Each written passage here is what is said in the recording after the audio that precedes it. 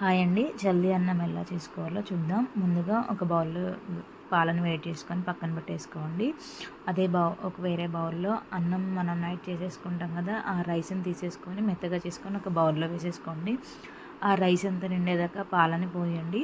కొంచెం వేడి నీళ్ళు కూడా యాడ్ చేసేసుకోండి. కొంచెం లైట్‌గా పెరుగు తీసేసుకొని ఆ రైస్ అంతా కలిసేలాగా తిప్పేసేయండి ఒక స్పూన్ పెట్టి. అలాగే ఒక ఆనియన్, ఒక మిర్చి కట్ చేసి వేసుకొని పెట్టుకోండి. ఆ ఆనియన్‌ని ఆ రైస్ పైన పెట్టేసేసి ఒకసారి కలిపి మళ్ళా మూత అనేది పెట్టేసేయండి. ఇది మొత్తం మనం నెక్స్ట్ డే చూసేసరికి మొత్తం దగ్గరికి అయ్యి తోడుకుంటుందన్నమాట పెరుగు అనేది.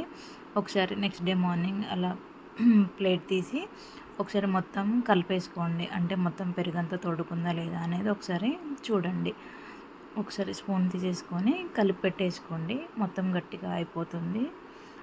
అలాగే ఆ మిశ్రమాన్ని ఒక ప్లేట్‌లో తీసి సర్వ్ చేసేసుకొని తినండి. ఇది ఎంతో హెల్తీ అన్నమాట. ఈ చల్దీ అనేది మన తాతలు ఆ టైంలో వాళ్ళు రెగ్యులర్‌గా టిఫిన్స్ తినకుండా నైట్ మిగిలిపోయిన అన్నంతో ఇదే చేసేసుకొని తినేవాళ్ళనమాట. వాళ్ళెంతో ఆరోగ్యంగా ఉండేవాళ్ళు. చూస్తున్నారు కదా మీరు కూడా.